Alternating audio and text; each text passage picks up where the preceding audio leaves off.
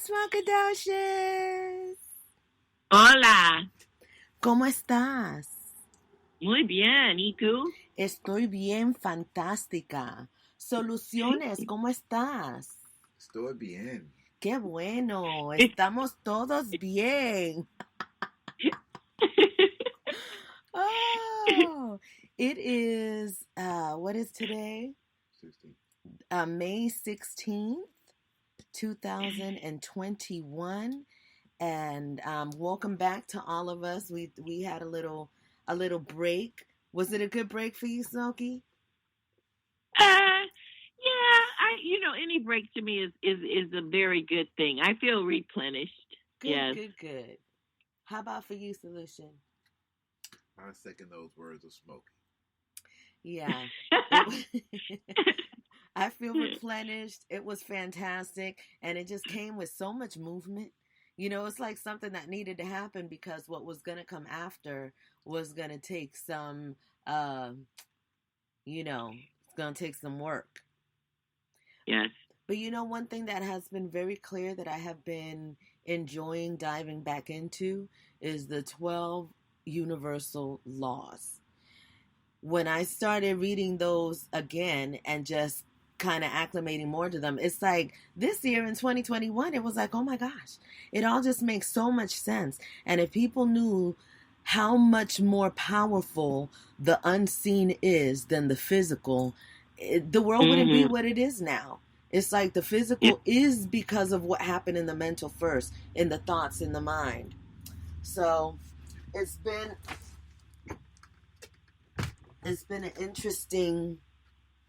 an interesting journey experience, yes, and I'm glad to be back. So with that said, Smokadocious, you can go ahead and take it away.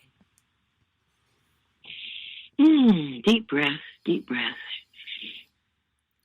Father, Mother God, we come before you in this rejuvenating period of change and glory and happiness and a little discomfort, but knowing that we are never on this journey alone and that we are enveloped in your love, your protection, your guidance, and knowing this and accepting this and being filled with gratitude for that ability, we ask that you protect and surround us with the light of love, your wisdom, your guidance.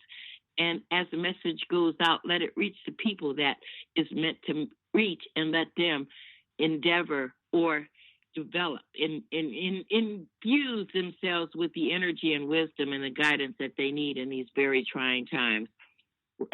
We're in the midst of it, but we also know that there's also light at the end of the tunnel, and we are so, so grateful for that. So today, as we go through our voyage and look at our passage, we ask that it be open to each and every one of us, and for whatever meaning it has for us, that we accept it with the utmost gratitude and humbleness that only you can provide for us. We ask these things knowing that you are with us, and we say all together, and so it is. And so it is. Achei, that was fantastic. That is getting us ready for this opening of the a metaphysical interpretation of the Bible by Stephen L Hairfield, which we do every Sunday. There's something that had come to me while you were praying, Smokey, but it went, so it'll be back another time. Who's going to open up today? I don't remember who opened up last time or whose turn it is. I think Mike did. I'm not positive, yes. though, but I think he did. In fact, I think he read that. Yes. And it was in Revelation, if I remember. Yes. Okay, so how does it go? Is it me next or you next? You could go. I'm good. I'll go next Sunday. Okay. All right. And this book, by the way, has just been fantastic through the process because I'm always opening it, always using it, and it always helps me. So opening it up today so that it could help all of us. And I know it will. So Me here we too. go. All right, we're going to page 304.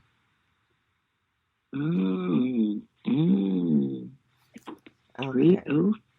And let me know when you're there. Smokadocious. Hola, Ebony. Aloha. Okay, I'm there, boo. Okay. And we're going to do, this one is a short one, so we're probably going to do the two. Okay. More times than not, we do not use the power of discernment toward life on any level. We judge because we limit all things to the surface value. As a result, we reduce our capability for perspicacity. Perspicacity? Oh, that's a good one. Yeah. I can't Okay, we're help gonna you, have to honey. look that one up. That sounds right. Perspicacity, which in itself is a blend of right and wrong. Okay, there we go. In truth, unconditional compassionate nature is the only principle that we must apply, lest we wish to become a slave to two masters. The latter is what we do all too often, and of course, we institute struggles in our lives. If we were to apply greater use of this discernment capability, that is to see things that are, we would develop a larger skill in receivership and not to be as self-centered as we have become.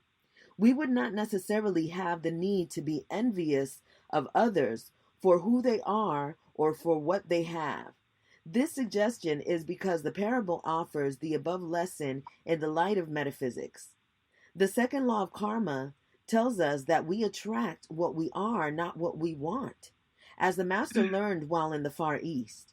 We believe that we must be first in whatever endeavor we may undertake, and if we are, we consider ourselves worth more than others. In reality, we are not, as this metaphor shows us. Did the master not state in Matthew 19:30, but many that are first shall be last, and the last shall be first? This parable is in complete agreement with this concept.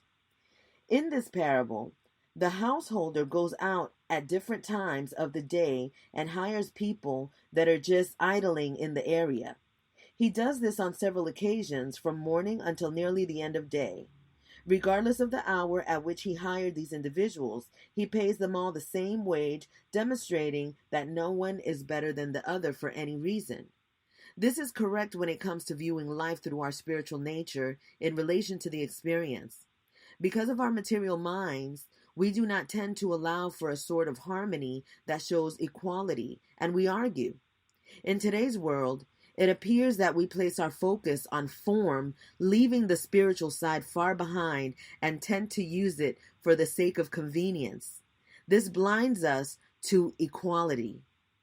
We are also told in the ancient texts that what we accumulate on this earth, materially speaking, will be of no value. This should be enough of a hint to stop us from continuing the present trend, or at least to make it the primary reason for living, but not to strive for energetic balance. It does not mean that we cannot have wealth. It means that we can, but not for the sake of wealth alone, and not to establish an illusionary sense of self-worth based on material assets. Our modern lifestyle has rendered money more important than the human and our spiritual nature. This is not exactly the vision that the Spirit had in mind for us at the time of creation. Because of our demeanor, we have literally become the consummate consumers, and we have left our first true love that brings clouds of horizon and expression, exempting the eyes from proper discernment and balanced vision. The imbalance of the overpowering physical nature pulls us to the lower expression. As it does, it begins to further consume everything to satisfy an energetic nature. We are determined to grab all in sight so we may achieve material greatness. What purpose does it all serve? We give it all up at the end. Our relentless material race keeps us blind from the real truth of life. It is slowly destroying us and the world in which we live, reminding us of the metaphor in the book of Genesis in which Cain slew his brother Abel. On a global basis, it has led us to the point where we suffer great but unknown confusion as to what the natural part of life is. From the consciousness aspect, All the signs are pointing back to path, but we still ignore them. Could the recent tsunamis be a reminder that our innocence is being taken from us? And so You got to keep, you girl. you want me to keep it going? Okay. Yeah. We have lost our natural vision of truth, peace, love, and harmony within ourselves and even with life. Somehow, we are unable to see the reflection of our own creation, a reflection that will show us there is very little humility, while we have all become very demanding because we think wealth is so important. We have become a mental society, knowing little, if anything, about the bliss of unconditional love. We merely think about it. Does this change how we truly feel? It is sad to say, but the answers are still negative. We all tend to believe that if we receive years of education and if we put in the most time, the greatest amount of effort, we are worth more than any reality could possibly even dictate. This approach is destined for many great lessons that will come through the frustrations of life as the return action of the energy charge. Unfortunately, it will not bring the joys and or loves of all life. In truth, it is not what we are now beginning to witness in truth, is this not what we are now beginning to witness in governments and the corporate world? Have all the ancient texts not told us that the truth shall be made known in the end? This purely physical nature that we have developed over the centuries will now be inclined to give us major lessons on the subjects of higher cause and humility. Spirit may not be very gracious when we are receiving these lessons through our present eyes. In this parable, the subject is veiled, but if we go beyond the words, we will understand. It is revealed when the owner asked whether he had the right to choose what he wanted to do with his assets. It was also offered when the workman when the workman hired first complained about the wage arrangement. The owner simply chose to see them all in the same light. And this is the real depth of the message, a message that tells us that we are all the same and no one is truly better than another. Hence, from the spiritual perspective, we will all be rewarded equally. The only requirement is where we place our vision and whether our sense of purpose is directed toward the higher planes. That was, I had chills pretty much the whole time that I was reading it because, for the first time, usually I title all of these the same. They're always a metaphysical interpretation of Bible study. This one was titled "The Unseen is More Powerful," something like that, something to that effect about the unseen. And that was like the message that came right before, so I just wrote it. And so I was reading it, I was just kind of being really grateful for the confirmation that, I followed their direction, and here comes this message today to really focus on the fact that, yes, the physical is just the ending outcome of what has started in the beginning. And the beginning is in the mind. And we already know that everybody's mind has been tainted, abused, all of that. And so the only solution is to come back to yourself so that you can come to God. And that's where the solution lies all the time. It's not a matter of thinking, is somebody going to be able to save me, or is somebody going to be able to help me with this, or, oh my goodness, all of this is happening. I don't have any help. You got to recognize that you are the help, and you have to be the help. You have to be the one that figures this thing out, because it's your mind here that's making your life. And unless you take control of it, you're going to keep operating in a space where you feel out of control. Yes. That was like on point. Was there anything specifically that stood out to you guys? Oh, well, for me, just hearing the 12 universal laws, I heard the statement, you are what you vibrate. Yeah, what you create. So I was thinking about, wow, the law of vibration has come up, and it talked about not holding on to the collection of materialistic materials, in our because it will not serve go us. past our physical. And there was one that we were having just kind of question about last night that became very clear to me today, and that was the law of rhythm. And an example of the law of rhythm is the seasons. Seasons change, and they have to change. And there's always an ending to everything and then a new beginning. And so that's like a rhythm. And when you recognize the law of rhythm, it's easier to accept that, like when a person transitions, it's part of the life cycle. And we've had these lessons come to us in a lot of ways. You know, the one that I remember most, of course, is The Lion King with the circle of life and the whole lesson in that. So they had a real good lesson on the law of rhythm. And that's one that we have the most issues of because we're resistant to change. We don't want to accept it. We don't want to accept getting old. We don't want to accept somebody dying. We don't want to accept anything that is natural law, that it is organic to happen in life. And that's what keeps us stuck, is that we act like, you know, we're resisting the world. Just like when we have a situation, most people are not going to be able to take accountability for their own circumstances. And those are the people that kind of stay stuck forever. Because all the time you say, oh, their life presents them with the situation of what has them jacked up. They're like, well, it's because of this. Oh, well, see, that happened over there, and this is why this happened there. Oh, well, see, it was that person's fault because they said this. If they wouldn't have said that, I wouldn't have said this. You understand? It's like they never take accountability for the present moment, because in the present moment is where you could see, when you take accountability for it, you could see, okay, this is where I jacked up. You have a true assessment. Yeah, a true assessment of what to do next. And that's like your natural birthright to have that. This is part of our emotional guidance system and the many tools that we have available to us just simply in us being, you know, because we're in the world now where everybody's buying crystals, everybody's buying organ, everybody's buying this, that, or the other. I'm here to tell you, you don't need any of it. You don't need any of it. And I'm saying, and I always say that loosely because we know that with the era that we're in, those things, let me put it like this. You don't need any of them to start your healing immediately. And once you connect to that healing, everything that you need is going to come to you, whether it's organ, crystals, whatever. But you don't have to be in a panic, in a scary fear of, oh my God, I got to get this or else I'm going to die or I'm going to be sick all of those thoughts is what's creating the whole situation.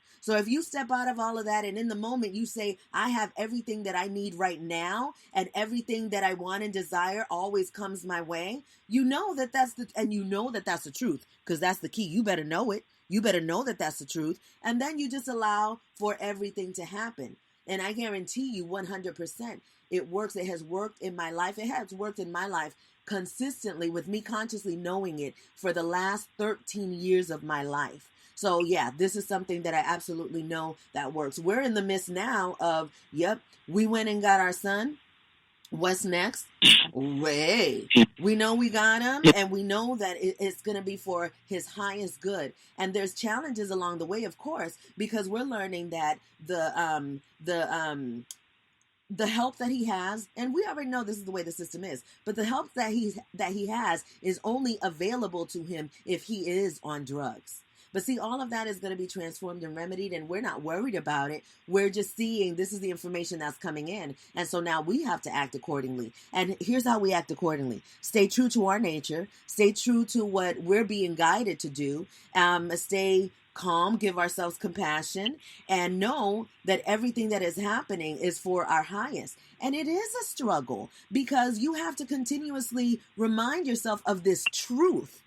Mind you, we got to remind ourselves of the truth because we have been programmed with so many lies that it has sunk into our DNA where we just automatically believe what's not true.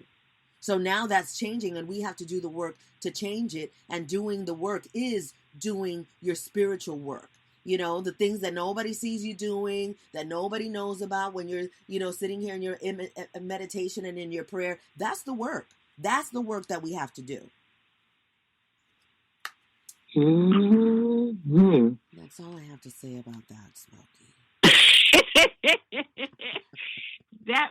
Very good. Because it for me it was really just valuing ourselves, because we put so much value on material things, and what do you have, and what am I going to attain, and at the end of the day, like it says, it's all going to be gone anyway. Does it really matter? I cleaned out my drawers the other day, and for me, Marty, that's throw away things, that's like, ooh. So to me, that was a testimony. It was like, oh, I'm really throwing this stuff away. And I go back and I look like, well, I could use this down the road. It's just get rid of it. And that freeing feeling that you feel when you do that, and people have always told me that, you don't use that, don't do whatever. Yeah, but you don't know, and you don't need it. You haven't used it, but that's right there was very, very, and this whole thing of how we see things and how we want to hold on and what we feel we need in order to make an appearance, or in order to make I can't think of the word I want to use, an impression on someone. It's not about that. It's about how you feel about yourself, because no matter what's going on the outside, what you're projecting on the inside is going to make that come out anyway. So yeah, it's good. It's really good. And to know that it's a good thing. It's not so that, oh, my life is horrible, look, I'm a horrible person. It's not that. It's so that you could see that there's just things that need to be rearranged within yourself, thought processes, which is really what it is for all of us, is the way that we think about ourselves, the way that we see things, perception. Those are the things that we got to sharpen up and make better so that we can heal. Yes. Yeah. This was a good one. Solution? Anything else before we move on? All right, so we're going to move on to our next segment, which Smokey's going to pull a card for us and give us some more guidance on how we're going to move about this week. But before we do that, let me see what Ebony's saying. Ebony says, I reached out to 2 people from my past to mend things and free myself from any animosity. I may not know the full essence of unconditional love. However, I want to show in action I am better and I can vibrate off pure love the best way I can, which is part of my healing process. Ache, I commend you for doing that work, because it is not easy to go back and, right your wrongs. It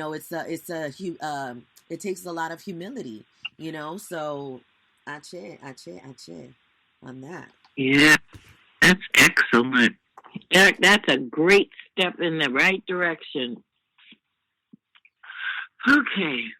All right. We're going to close our eyes and focus on the topic that you want a reading about. We're going to call on our angels and guides, asking for their assistance. We're going to feel the guidance that we are about to receive as wise and benevolent message that will help you on your path for the coming week. Okay, now I'm going to go over the cards.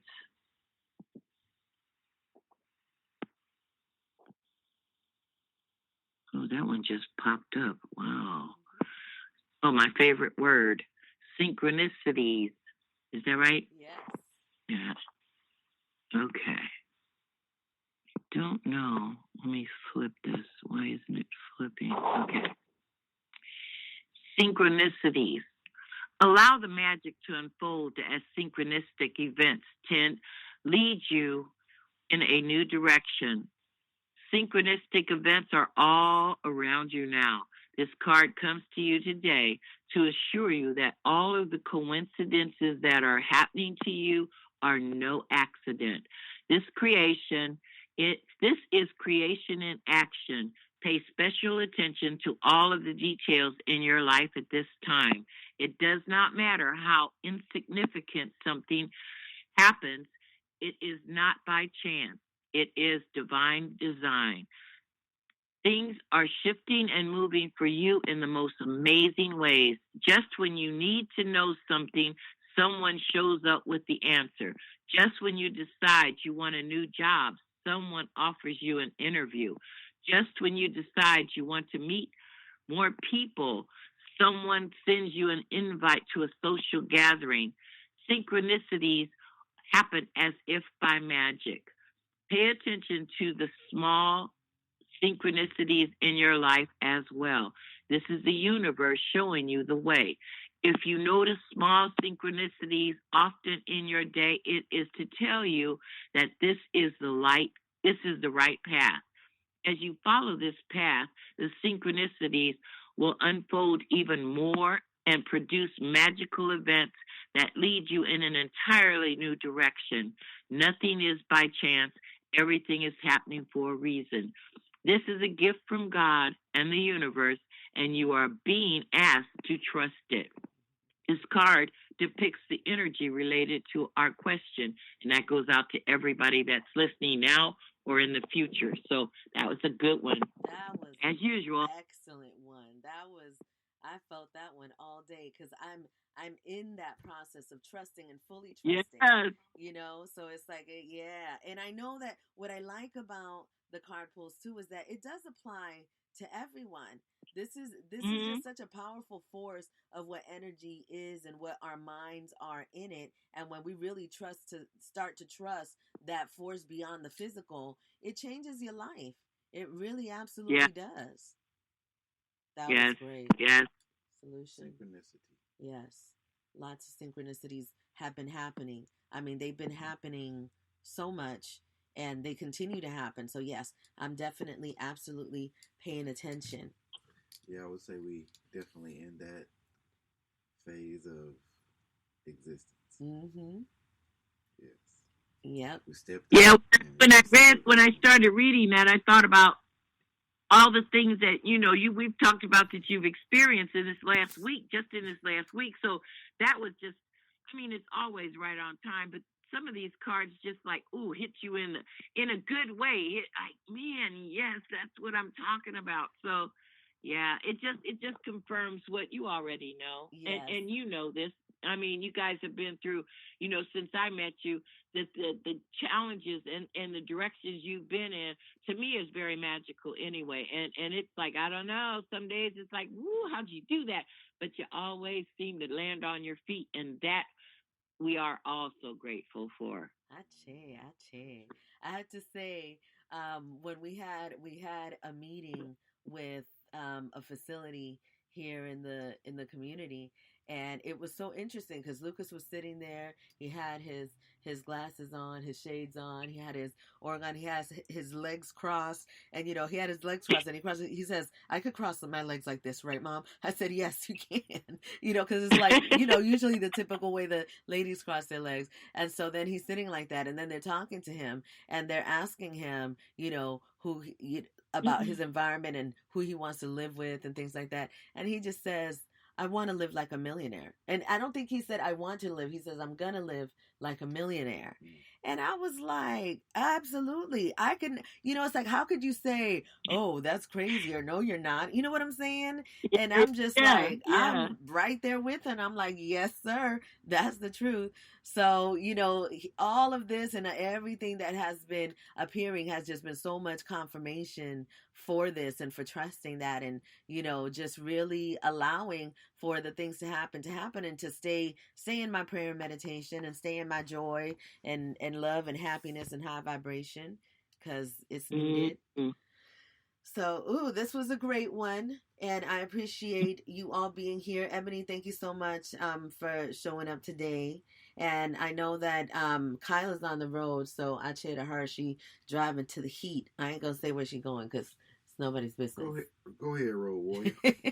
But she be on that road. So I cheer to you, Kyla. And Smokey, is there anything else you wanted to add before we close it out? No. I'm good. Okay. Thank you, though. All right. Well, go on ahead and lead us out, Smokadocious. The light of God surrounds us. The love of God enfolds us. The power of God protects us, and the presence of God is with us. Where we are, God is, and so it is. And so it is.